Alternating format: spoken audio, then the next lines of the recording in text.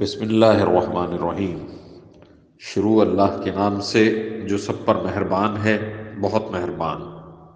جن لوگوں نے کفر اختیار کر لیا ہے اور دوسروں کو اللہ کے راستے سے روکا ہے، اللہ نے ان کے اعمال اکارت کر دیے ہیں۔ اور جو لوگ ایمان لے آئے ہیں اور انہوں نے نیک عمل کیے ہیں اور ہر اس بات کو دل سے مانا ہے جو محمد صلی اللہ علیہ وسلم پر نازل کی گئی ہے، اور وہی حق ہے جو ان کے پروردگار کی طرف سے آیا ہے، اللہ نے ان کی برائیوں کو معاف کر دیا ہے اور ان کی حالت سنوار دی ہے۔ یہ اس لیے کہ جن لوگوں نے کفر اختیار کیا ہے وہ باطل کے پیچھے چلے ہیں، اور جو لوگ ایمان لائے ہیں وہ اس حق کے پیچھے چلے ہیں جو ان کے پروردگار کی طرف سے آیا ہے۔ اسی طرح اللہ لوگوں کو بتا رہا ہے کہ ان کے حالات کیا کیا ہیں۔ اور جب ان لوگوں سے تمہارا مقابلہ ہو جنہوں نے کفر اختیار کر رکھا ہے تو گردنیں مارو، یہاں تک کہ جب تم ان کی طاقت کچل چکے ہو تو مضبوطی سے گرفتار کر لو، پھر چاہے احسان کر کے چھوڑ دو یا فدیہ لے کر، یہاں تک کہ جنگ اپنے ہتھیار پھینک کر ختم ہو جائے۔ تمہیں تو یہی حکم ہے، اور اگر اللہ چاہتا تو خود ان سے انتقام لے لیتا، لیکن تمہیں یہ حکم اس لیے دیا ہے تاکہ تمہارا ایک دوسرے کے ذریعے امتحان لے۔ اور جو لوگ اللہ کے راستے میں قتل ہوئے، اللہ ان کے اعمال کو ہرگز اکارت نہیں کرے گا، اور انہیں منزل تک پہنچا دے گا اور ان کی حالت سنوار دے گا، اور انہیں جنت میں داخل کرے گا جس کی انہیں خوب پہچان کرا دی ہوگی۔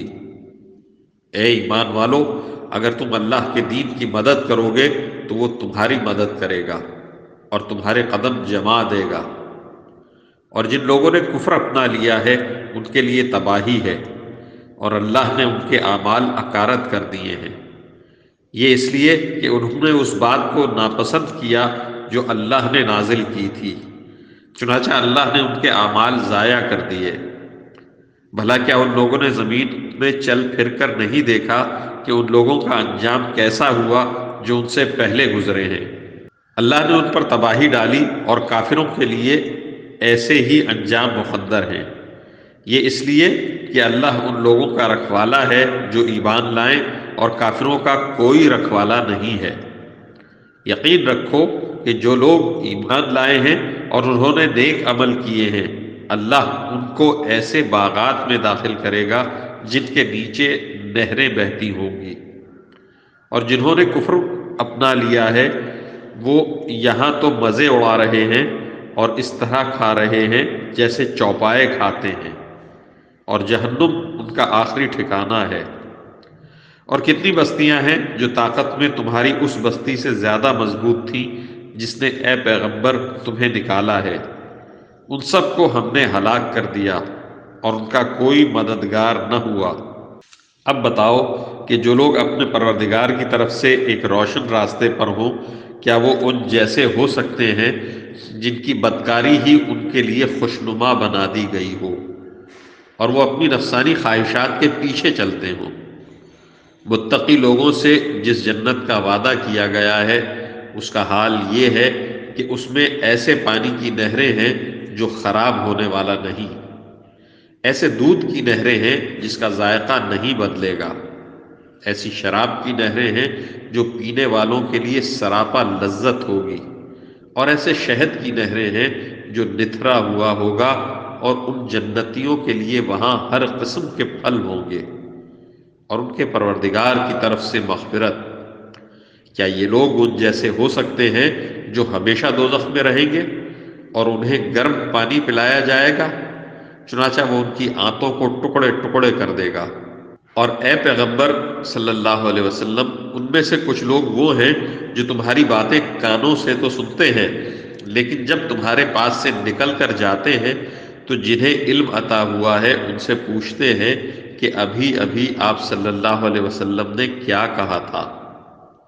یہ وہ لوگ ہیں جن کے دلوں پر اللہ نے مہر لگا دی ہے اور جو اپنی نفسانی خواہشات کے پیچھے لگے ہوئے ہیں۔ اور جن لوگوں نے ہدایت کا راستہ اختیار کیا، اللہ نے انہیں ہدایت میں اور ترقی دی ہے۔ اور انہیں ان کے حصے کا تقوی عطا فرمایا ہے۔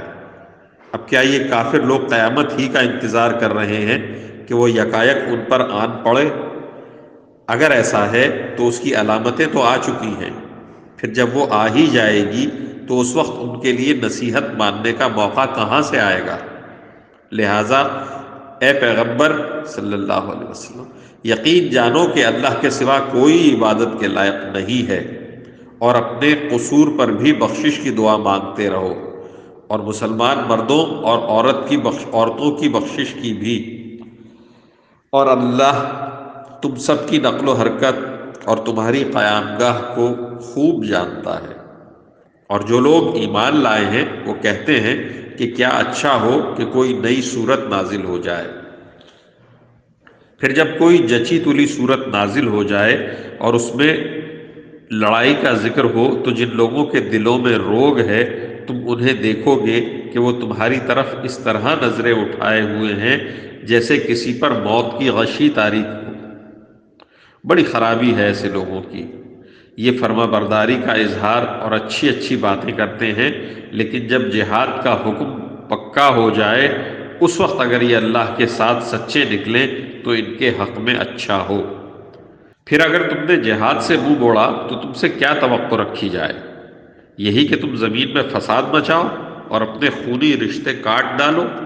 یہ وہ لوگ ہیں جن کو اللہ نے اپنی رحمت سے دور کر دیا ہے، چنانچہ انہیں بہرا بنا دیا ہے اور ان کی آنکھیں اندھی کر دی ہیں۔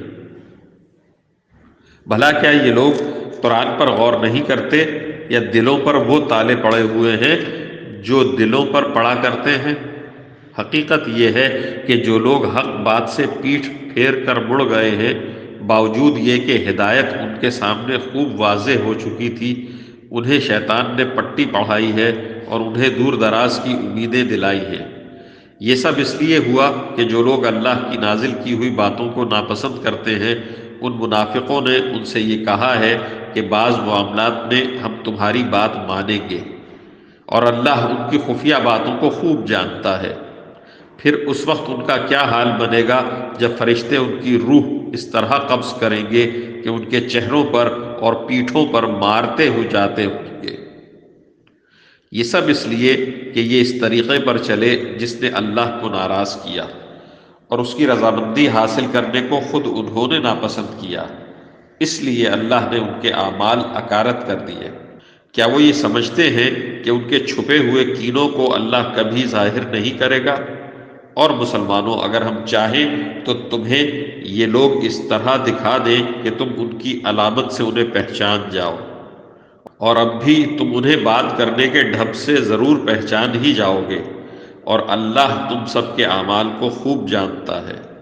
اور ہم ضرور تمہیں آزمائش میں ڈالیں گے تاکہ ہم یہ دیکھ لیں کہ تم میں سے کون ہیں جو مجاہد اور ثابت قدم رہنے والے ہیں، اور تاکہ تمہارے حالات کی جانچ پڑتال کر لیں۔ یقین رکھو کہ جن لوگوں نے کفر اپنا لیا ہے اور دوسروں کو اللہ کے راستے سے روکا ہے اور پیغمبر سے دشمنی ٹھانی ہے، باوجود یہ کہ ان کے سامنے ہدایت واضح ہو کر آ گئی تھی، وہ اللہ کو ہرگز کوئی نقصان نہیں پہنچا سکتے، اور عنقریب اللہ ان کا سارا کیا دھرا غارت کر دے گا۔ اے ایمان والو، اللہ کی اطاعت کرو اور رسول کی اطاعت کرو، اور اپنے اعمال کو برباد نہ کرو۔ جن لوگوں نے کفر اپنا لیا ہے اور دوسروں کو اللہ کے راستے سے روکا ہے، پھر کفر ہی کی حالت میں مر گئے ہیں، اللہ کبھی ان کو نہیں بخشے گا۔ لہٰذا اے مسلمانوں، تم کمزور پڑھ کر صلح کو دعوت نہ دو، تم ہی سربلند رہو گے۔ اللہ تمہارے ساتھ ہے اور وہ تمہارے اعمال کو ہرگز برباد نہیں کرے گا۔ یہ دنیاوی زندگی تو بس کھیل تماشا ہے، اور اگر تم ایمان لاؤ اور تقوی اختیار کرو تو اللہ تمہارے اجر تمہیں دے گا اور تمہارے مال تم سے نہیں مانگے گا۔ اگر وہ تم سے تمہارے مال طلب کرے اور تم سے سب کچھ سمیٹ لے تو تم بخل سے کام لوگے، اور وہ تمہارے دل کی ناراضیوں کو ظاہر کر دے گا۔ دیکھو تم ایسے ہو کہ تمہیں اللہ کے راستے میں خرچ کرنے کے لیے بلایا جاتا ہے، تو تم میں سے کچھ لوگ ہیں جو بخل سے کام لیتے ہیں، اور جو شخص بھی بخل کرتا ہے وہ خود اپنے آپ ہی سے بخل کرتا ہے، اور اللہ بے نیاز ہے، اور تم ہو جو محتاج ہو، اور اگر تم منہ موڑو گے تو وہ تمہاری جگہ دوسری قوم پیدا کر دے گا، پھر وہ تم جیسے نہیں ہوگے۔